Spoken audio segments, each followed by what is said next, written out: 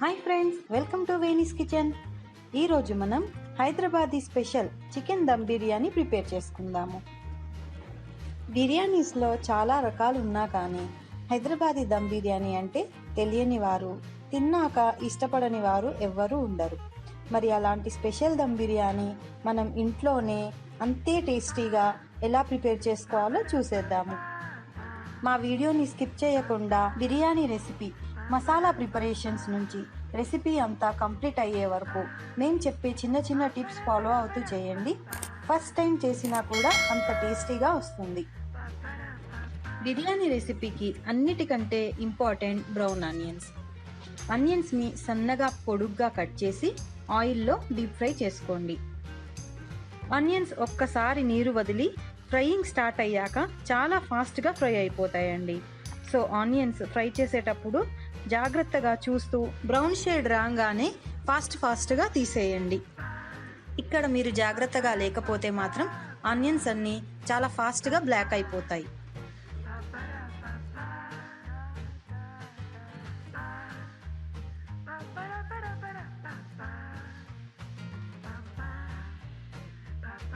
Fry అయిన ఆనియన్స్ని వేరొక ప్లేట్లోకి తీసుకొని పక్కకు పెట్టుకోండి.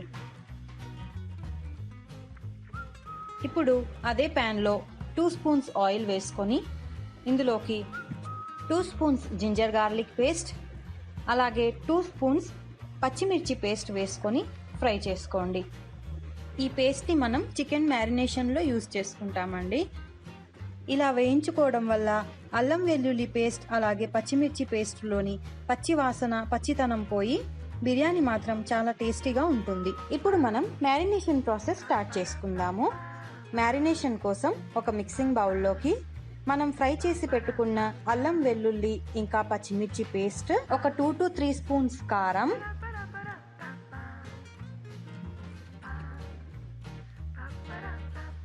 వన్ అండ్ హాఫ్ స్పూన్ ఉప్పు,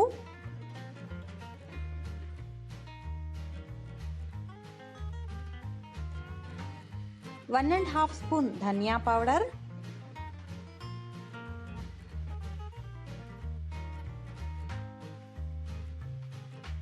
అండ్ బిర్యానీ మసాలా పౌడర్.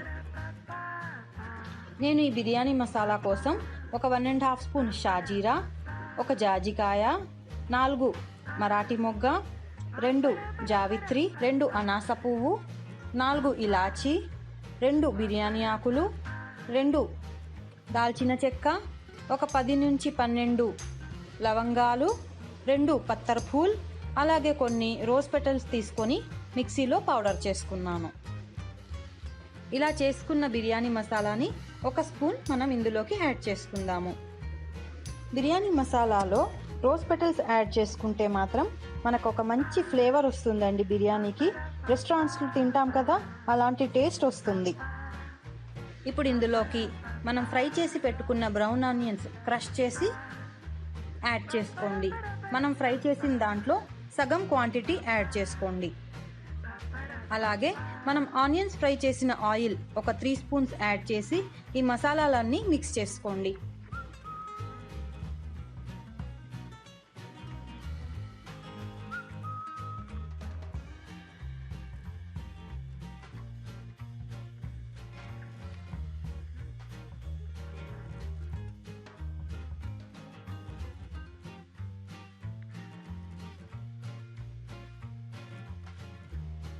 ఇప్పుడు ఇందులోకి చికెన్ పీసెస్ యాడ్ చేసి ఈ మసాలాని చికెన్కి బాగా పట్టించండి.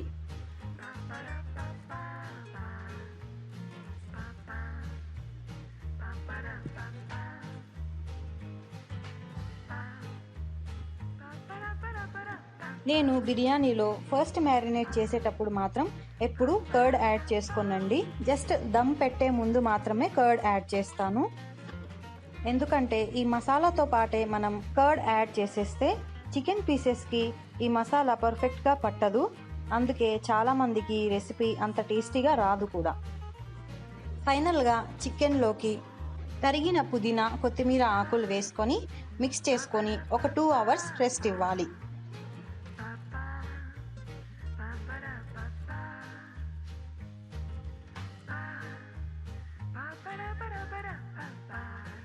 2 అవర్స్ తర్వాత మనం నెక్స్ట్ ప్రాసెస్ స్టార్ట్ చేసే ముందు బాస్మతి రైస్ని వాష్ చేసుకొని ఒక హాఫ్ అన్ అవర్ నానబెట్టుకోవాలి. మనం 1 కేజీ చికెన్కి 1.5 కేజీ బాస్మతి రైస్ యూస్ చేస్తే కరెక్ట్గా ఉంటుంది. రైస్ క్వాంటిటీ ఎక్కువగా చేసినా లేదా తగ్గించినా కానీ మన బిర్యానీ మసాలాకి తగ్గట్టు రైస్ ఉండదు. సో ఇదే క్వాంటిటీలో చేసుకోండి, చాలా పర్ఫెక్ట్గా వస్తుంది. 2 అవర్స్ తర్వాత మనం మ్యారినేట్ చేసుకున్న చికెన్ని ఒక వెడల్పాటి గిన్నెలోకి ట్రాన్స్ఫర్ చేసి ఇందులోకి 1 కప్పు పెరుగు,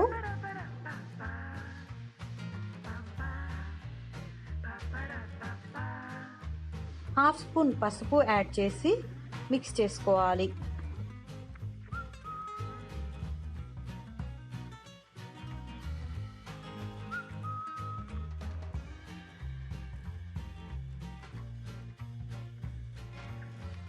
మిక్స్ చేసుకున్నాక పైనుంచి బ్రౌన్ ఆనియన్స్ వేసుకొని పక్కకు పెట్టి బిర్యానీకి కావాల్సిన రైస్ ప్రిపేర్ చేసుకోవాలి. బిర్యానీ రైస్ కోసం ఒక గిన్నెలోకి వాటర్ యాడ్ చేసి అందులోకి ఒక 1.5 spoon salt,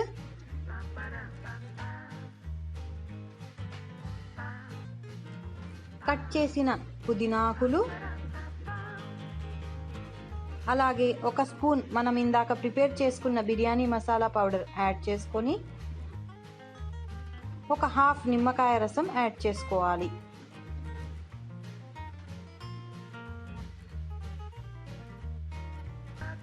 and 1 spoon oil వేసుకోవాలి.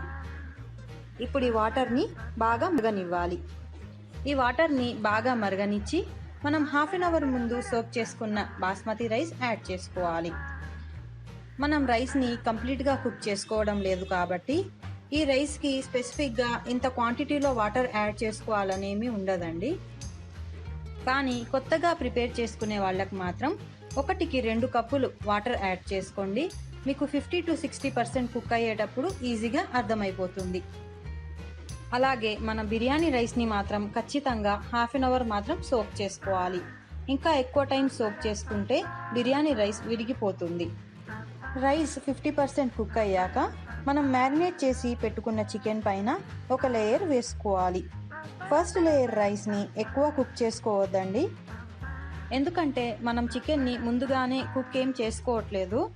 సో చికెన్ కుక్ అయ్యేటప్పుడు వాటర్ రిలీజ్ అవుతుంది కాబట్టి ఆ వాటర్తోనే ఫస్ట్ లేయర్ రైస్ అంతా కుక్ అయిపోతుంది.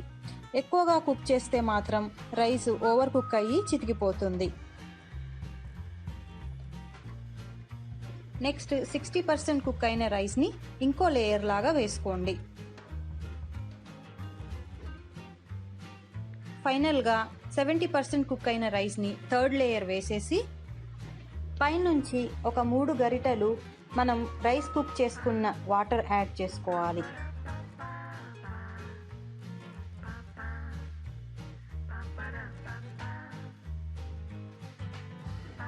ఆ పైనుంచి మనం కట్ చేసి పెట్టుకున్న పుదీనా కొత్తిమీర ఆకులు,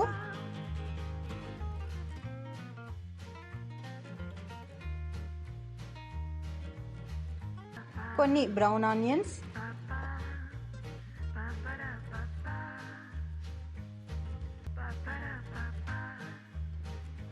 ఒక 3 to 4 స్పూన్స్ నెయ్యి యాడ్ చేసి దమ్ పెట్టుకోవాలి.